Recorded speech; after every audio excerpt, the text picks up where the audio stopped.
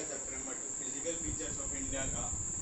Western eastern घाट से हमें start करना है। हमने डेक्कन प्लेट्यू तक पढ़ रखा था, ठीक है। हमने डेक्कन प्लेट्यू तक सब कुछ कर रखा था। हमें अब कहाँ से स्टार्ट करना है? वेस्टर्न ईस्टर्न घाट्स, ठीक है। सबसे पहले तो ये बताओ, जो घाट्स होता है वो मार्क करता है ईस्ट और वेस्ट एजेस में। मतलब घाट्स जो होते हैं ना, Ghats marked and west mark the east and west edged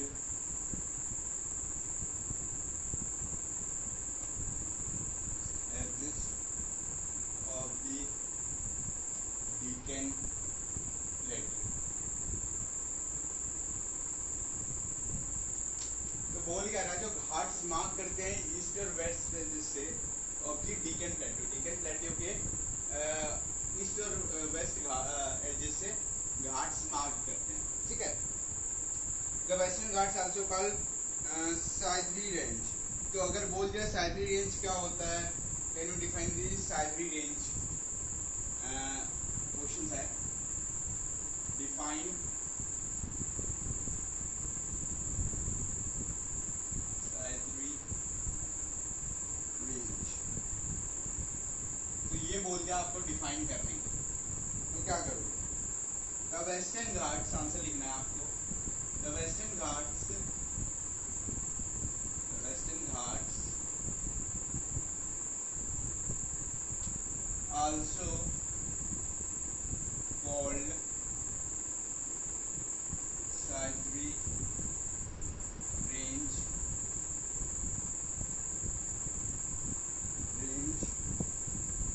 lie parallel to the western coast. They are higher than the eastern Ghats. They are higher than the eastern Ghats। और एक चीज और है, मैंने आप लोगों को कल सैनिक स्कूल के बारे में कुछ बताया था। कल मैंने आपको सैनिक स्कूल के बारे में जो चीज बताया, जो इन्फॉर्मेशन मैंने बताया, और जो जनवरी में अभी आपका फॉर्म निकलेगा तो आप प्लीज फिल कर लेना।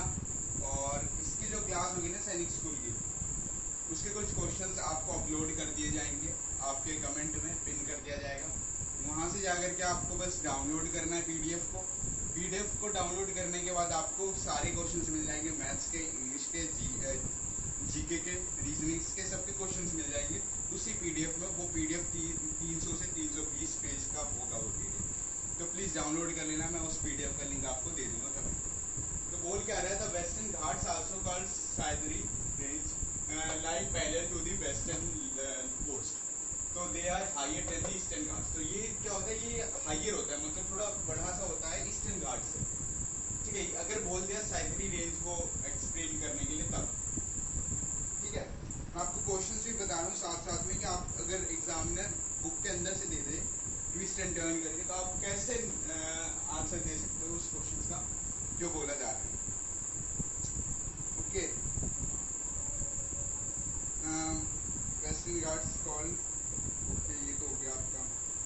Call Sahyadri range lie between higher than the eastern. The average elevations of western Ghats is 19।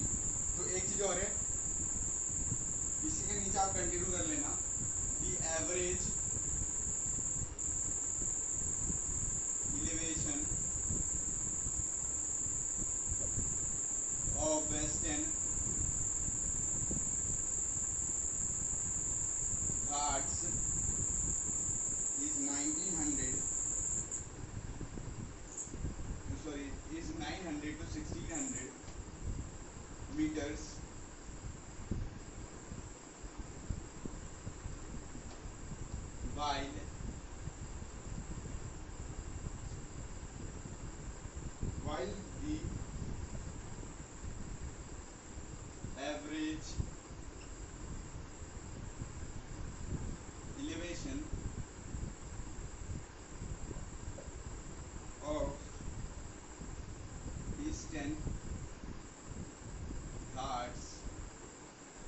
600 meter. बोल क्या रहा है, बोला जो एवरेज एलिवेशन होता है वेस्टर्न घाट्स का वो 900 से 1600 मीटर में होता है, जबकि जो एवरेज एलिवेशन होता है ईस्टर्न घाट्स का वो होता है 600 मीटर का। ठीक है, अगर बोल दिया average elevation of eastern Ghats कितना होता है, एमसीक्यू में दे दिया 500 से 200, सॉरी 500 से 800, और दे दिया आपको 400 से 900, और अगर आपको दे दिया 900 से 1600 मीटर, तो आप लिख देना 900 से 1600 मीटर की रेंज में होता है। ठीक है, फिर बोला है the western Ghats are continuous ranges can be crossed through passes like Thal, घोर एंड पाल घाट्स। ये घाट्स के नाम बोले कि जो वेस्टर्न घाट होता है वो कंटिन्यूसली रेंजेस होते हैं जो क्रॉस करते हुए जाते हैं, किसके क्रॉस करते हुए जाते हैं, थाल के, घोर के और पाल घाट्स के। जो वेस्टर्न घाट्स होता है वो कॉज करता है ओरेनिफिक रेन्स, जब जो रेन्स होता है वो वेरिंग करता है मोस्ट मानसून विंड्स को स्ट्राइक करता है western slopes of the Ghats और वो राइज अप कर देता है। जो हाइट होता है वेस्टर्न घाट्स का वो इंक्रीज होता है फ्रॉम नॉर्थ टू साउथ। एनई मुड़ी कोई जगह का नाम है जिसकी रेंज है 2695, और दोदाबेटा कोई रेंज है, कोई जगह का रेंज दे रखा है 2637 मीटर। ये हाईएस्ट पिक है, सॉरी ये पिक है वेस्टर्न घाट्स में। ओके, तो इसका नाम याद होना चाहिए, the height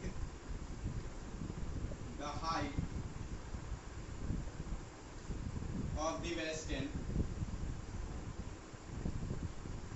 Ghats increases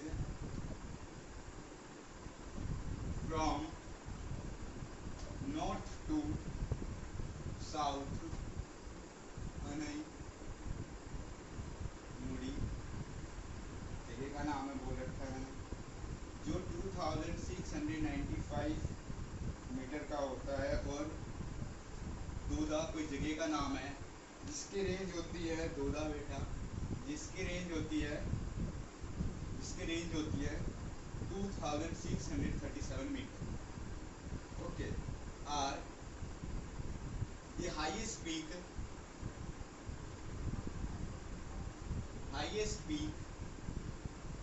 in the Western Ghat, Ghats.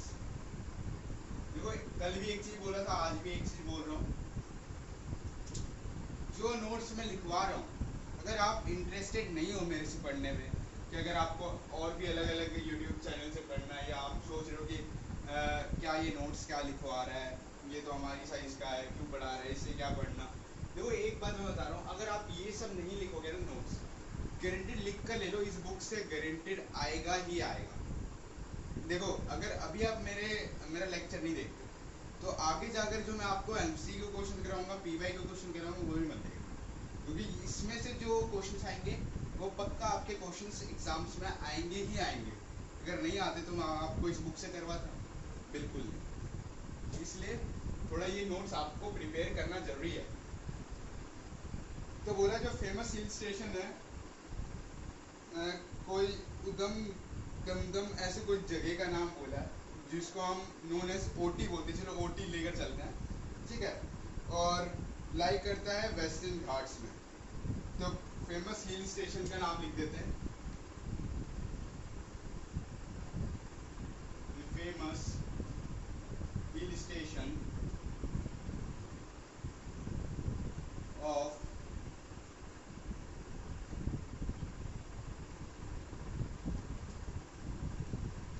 देखो कितना नंबर नाम, पॉपुलरली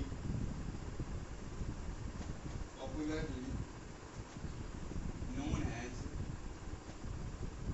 ओटी, इसको हम क्या बोलते हैं, ओटी बोलते हैं। एंड कोडई कानाल जो लाइक करता है इन दी वेस्टर्न घाट्स, कहाँ पे, इन दी वेस्टर्न घाट्स में। ओके, बोला जो फेमस हिल स्टेशन है उदामंगलम कोई पॉपुलर है, ठीक है, कंट्री, और जो लाई करता है कोदे कोई ऐसा जगह का नाम है, ठीक है, कोदेकनल जो लाई करता है वेस्टर्न घाट्स में। ओके, तो इसको आपको याद होना चाहिए। फिर बोला जो ईस्टर्न घाट्स होता है वो स्ट्रेच करता है from Mahanadi valley of Nilgiris in the south में, और इस घाट्स को बोलते हैं ये जो घाट्स होता है वो डिसकंटिन्यूसली और इरेगुलरली डिसेंडेड होता है बाय रिवर्स फ्लोइंग करता है into by Bay of Bengal की तरफ। तो जो महेंद्रगिरी होता है उसका जो रेंज है वो है महेंद्रगिरी, जिसकी रेंज है 1501 मीटर। ठीक है, वो हाईएस्ट पीक है, is the highest peak in the eastern Ghats. ठीक है, तो जो महेंद्रगिरी है इसकी एज है 1501, ये हाईएस्ट पीक है इन दी ईस्टर्न घाट्स में।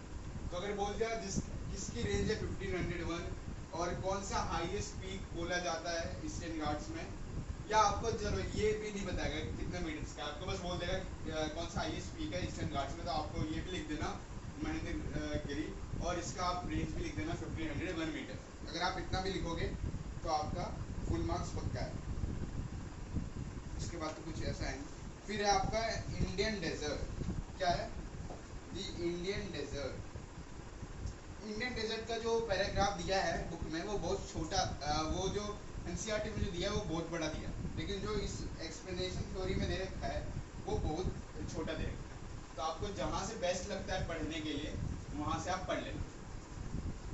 ठीक है, इतना छोड़ देना हूँ।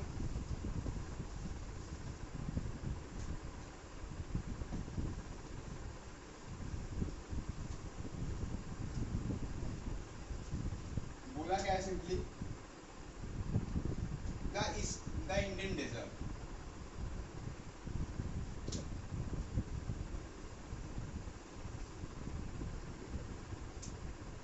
The Indian desert. अब हम इंडियन डेजर्ट के बारे में पढ़ेंगे, रेगिस्तान के बारे में पढ़ेंगे। रेगिस्तान कहाँ पे? राजस्थान में लोकेटेड है। सबसे बड़ा रेगिस्तान जो है वो लोकेटेड है राजस्थान में।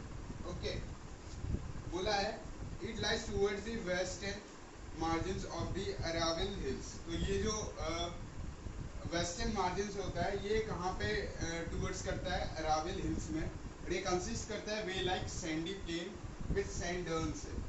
कि जो ये रिसीव करता है less than 150 mm rainfall annually, और ये अराइव करता है क्लाइमेटिक विथ लो वेजिटेशन। तो सिंपली बोल क्या रहा है, ये बोल रहे हैं कि जो रिसीवर्स होता है ना, रिसीवर कौन होता है? जो रिसीव करता है इन्फॉर्मेशन को, जो हमने एआई में पढ़ा था वो रिसीव द इन्फॉर्मेशन। ठीक है, जो रिसीव करता है less than 150 mm rainfall annually has arrived climate with a lower vegetation. तो ये जो स्ट्रीम्स है अपीयर करता है only during the rainy season. During is only large river in this region. तो इसमें इस रीजन में जो सबसे बड़ी जो रिवर बताई गई है उसका नाम दिया गया है ल्यूनी। ठीक है, फिर आता है आपका कोस्ट लाइन प्लेन्स। मैंने बोला इंडियन डेजर्ट्स आपको समझाने का मैं मुंह से समझा दूं, लिखने का जरूरत ही नहीं है। अगर कहीं डाउट लग रहा है आपको इंडियन डेजर्ट में, तो इसकी जो पिक है इंडियन डेजर्ट की, इसका जो पैराग्राफ है उसकी फोटो मैं आपको डाल दूंगा, तो वहां से आप पढ़ सकते हो इंडियन डेजर्ट के बारे में। अब हम पढ़ेंगे the coast line plain, the coastal plain, the coastal, fifth है ना हमारा, फिफ्थ है प्लेन। ठीक है, जो पेनिनसुला प्लेट्यू होता है ये बॉर्डर करवाता है बाय नैरो कोस्टलाइन लैंड्स और रनिंग करवाता है along the Arabian sea on the west of the Bay of Bengal. तो बोल क्या रहा है, जो पेनिनसुला होता है ना, पेनिनसुला प्लेट्यू, वो बॉर्डर करवाता है बाय नैरो कोस्टलाइन से लैंड से, लेकिन ये रनिंग करता है along the Arabian sea on the west और bay of Bengal on the east.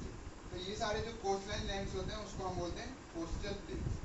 जो वेस्टर्न कोस्ट होता है जो लाई करता है बिटवीन द वेस्टर्न घाट्स और अरेबियन सी, ये नैरो प्लेन होता है। ये कंसिस्ट करता है 3 सेक्शंस। पहले सेक्शंस का नाम है northern part of the coast line, जिसको हम कोंकण बोलते हैं, जो मुंबई गोवा में स्थित है। और मुंबई टू गोवा है ना, सेंट्रल स्ट्रेच है जिसको हम बोलते हैं canned plane.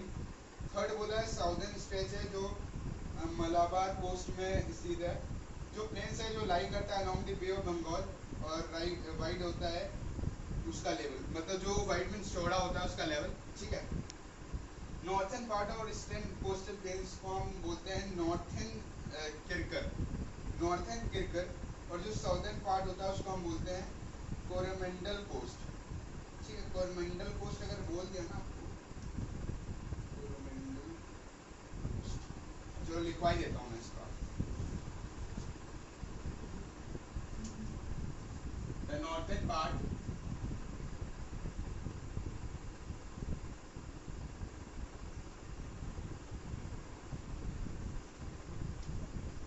of eastern coastal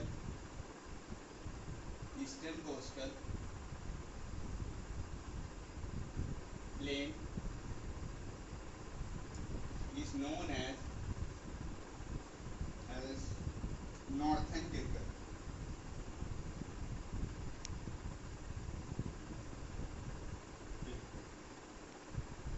And the southern part is known as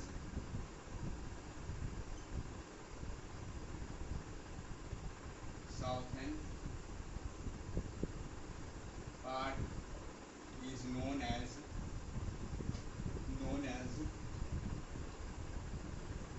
Coromandel coast, Coromandel coast, ठीक है। तो ये बोल क्या रहा है, जो नॉर्थन पार्ट होता है और जो ईस्टर्न कोस्टलाइन प्लेन होता है उसको हम बोलते हैं नॉर्थन किरकर, और साउथर्न पार्ट जिसको हम बोलते हैं कोरोमंडल कोस्ट, ठीक है। अगर बोलते हैं कोरोमंडल कोस्ट किसको बोलते हैं तो आप इतना भी लिख दोगे तो आपको एग्जामिनर हैज 2 मार्क्स या 3 मार्क्स में जो क्वेश्चन देगा वो आपको फुल मिल जाएगा, ठीक है, बाय एग्जामिनर। फिर बोला है आपको reverse like the mehndi, Godavari, Krishna और कावेरी, ये फॉर्म करता है एक्सटेंसिवली डेल्टा कोस्ट से, तो ये सब डेल्टा कोस्ट से फॉर्म करते हैं। अब आता है हमारा द आइसलैंड, क्या आता है आइसलैंड। उसके बाद देखो इतना बचा है आपका और इतना सा पार्ट बताना है आपको, उसके बाद ये चैप्टर खत्म। उसके बाद हम नेक्स्ट क्लास में जो करेंगे और PYQ की क्लास होगी, प्रीवियस ईयर्स क्वेश्चंस करेंगे और क्या अलग अलग केस बेस्ड क्वेश्चंस वगैरह करेंगे। अब करते हैं द आइसलैंड्स के बारे में पढ़ेंगे।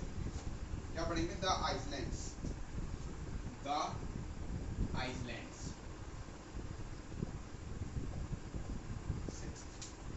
तो बोला है आइसलैंड 2 आइसलैंड ग्रुप्स में डिवाइडेड है, जिसको लक्षद्वीप आइसलैंड ग्रुप बोलते हैं। लक्षद्वीप आइसलैंड ग्रुप ये लाइक करता है और क्लोज करता है मलाबार कोस्ट केरला में, यहाँ स्थित है। ये जो ग्रुप है ये स्मॉल कोरल आइसलैंड बोला जाता है। ये इसको हम ऐसे बोलते हैं, पहले क्या बोलते थे, लेकेद्वीप, कोई नाम है, मिनियोय और एमिनद्वीप, कोई जगह का नाम, वहाँ के कोस्ट का नाम बोला गया, ठीक है, तीन नाम दिया गया। इन 1973 these were named as Lakshadweep. तो 1973 में फिर नेम बदला गया और इसका नाम लिख दिया गया लक्षद्वीप, जिसको आज हम अभी बोलते हैं लक्षद्वीप आइसलैंड। तो दे कवर स्मॉल एरिया के, कितने कवर है? तो आइसलैंड की जो एरिया है, एरिया ऑफ आइसलैंड वो है 32 स्क्वायर किलोमीटर। क्या है? 32 स्क्वायर किलोमीटर। और जो कावरती आइसलैंड है और जो एडमिनिस्ट्रेटिव हेडक्वार्टर्स है, हेडक्वार्टर्स का मतलब होता है कैपिटल्स, हेडक्वार्टर्स का मतलब होता है कैपिटल, ठीक है। तो बोला जो कावित्री आइसलैंड होता है और जो एडमिनिस्ट्रेटिव कैपिटल्स होते हैं लक्षद्वीप के, इन दिस ग्रुप जो पित्तल आइसलैंड होते हैं और जो बर्ड सेंचुरी होता है जिसको हम अनइनविटेटेड बोलते हैं उसको। अब आता है हमारा the Andaman and Nicobar island. अब जब मैं अभी अंडमान एंड निकोबार आइसलैंड के बारे में भी आपको बताऊंगा तो कई स्कूलों में आपको प्रोजेक्ट मिला है, right, make a project on Andaman and Nicobar island. इसमें मिला आपको अंडमान निकोबार आइसलैंड का भी, आपको कुछ बच्चों को स्कूल में प्रोजेक्ट मिला है, किसी में इंग्लिश में मिला है आपको प्रोजेक्ट, आई थिंक आपको एसएसटी में प्रोजेक्ट तो मिलता है ये इसके बारे इस टॉपिक के बारे में, लेकिन आपको इस बार इंग्लिश में ही मिला है कि आपको प्रोजेक्ट बनाना है अंडमान एंड निकोबार आइलैंड के ऊपर। ठीक है, तो इसके बारे में अभी हम पढ़ेंगे। कुछ नहीं है, ज़्यादा बड़ा टॉपिक नहीं है, छोटा सा टॉपिक बताऊंगा बस। ठीक है, this are the chain of the island in the Bay of Bengal, जो एक्सटेंड करता है नॉर्थ टू साउथ, और ये बिगर होता है साइज में और मोर इन नंबर और स्कैटर्ड करवाता है। ठीक है, मतलब ये थोड़ा बड़ा रहता है साइज में। जो इंडायरेक्ट ग्रुप होता है आइलैंड, वो डिवाइडेड होता है 2 बॉर्डर कैटेगरीज में, जिसको हम बोलते हैं अंडमान्स इन द नॉर्थ और निकोबार्स हम उसको बोलते हैं साउथ में। जो आइलैंड्स होते हैं वो बिलीव करते हैं कि इन एलिवेटेड पोर्शंस और सबरिवन माउंटेन्स और are of great strategic importance for the country. तो ये ग्रेट स्ट्रेटेजिक इम्पोर्टेंस है अपनी कंट्री के लिए। फिर बोला गया कि India only active volcano is found on Barren Island in Andaman and Nicobar island. तो बोला गया जो वोल्केनो प्रोड्यूस होता है ना लावा से, तो बोला है कि जो इंडिया में से जो एक्टिव वोल्केनो है वो खोजा गया है बैरन आइलैंड से इन अंडमान और निकोबार आइलैंड में। There is a great diversity of flora और fauna in this group island. Great diversity है फ्लोरा और फौना का इस ग्रुप में। तो जो आइलैंड्स है वो लाई करता है क्लोज टू द इक्वेटर और एक्सपीरियंस करता है equatorial climatic with thick forest growth. ठीक है, ये था आपका अंडमान निकोबार आइलैंड। उसके बाद आपको कॉन्क्लूजन बताया गया है। कॉन्क्लूजन में आपको 4 पॉइंट्स बताए गए हैं, जो आपको मैं जल्दी जल्दी एक्सप्लेन कर देता हूँ। After studying the physical features of India, physical features India पढ़ने के बाद आपको जो माउंटेन्स है और जो मेजर सोर्स वाटर है और फॉरेस्ट के बारे में आपको पता लगाना है। जो नॉर्थन प्लेन्स और जो ग्रेनियर्स है ऑफ द कंट्री और सिविलाइजेशंस, पहले का जो सिविलाइजेशन चल रहा था, स्टार्टेड हुआ था, उसके बारे में आपको थोड़ा खोज करना है। जो प्लेट्यू है वो स्टोर हाउस कैसे है, मिनरल्स और प्ले कैसे किया उसने important role industrialization of the country में, उसके बारे में आपको खोज करना है, पता करना है सिंपली। फिर बोला तो कोस्ट लाइन रीजन्स और आइलैंड ग्रुप्स में प्रोवाइड करना है साइट्स फॉर द फिशिंग और पोर्ट रिलेटेड एक्टिविटीज़। फिर आपको 5 क्वेश्चन दिए हैं। Which river contribute to the formation of the northern plain in India. 5 question मैं आपको अपलोड कर दूंगा, और नेक्स्ट क्लास में आपको बस मैं एनसीईआरटी फोल्डर्स करवाऊंगा और ये एमसीक्यू क्वेश्चंस करवाऊंगा। उसके बाद शॉर्ट वर्ड्स, रीजन वेरिएशन सब कुछ करवाने के बाद आपका ये चैप्टर खत्म। उसके बाद आपको मैं जो आपको मैंने बोला मैथ्स फिर हम नेक्स्ट क्लास में करेंगे। Thank you, have a nice day.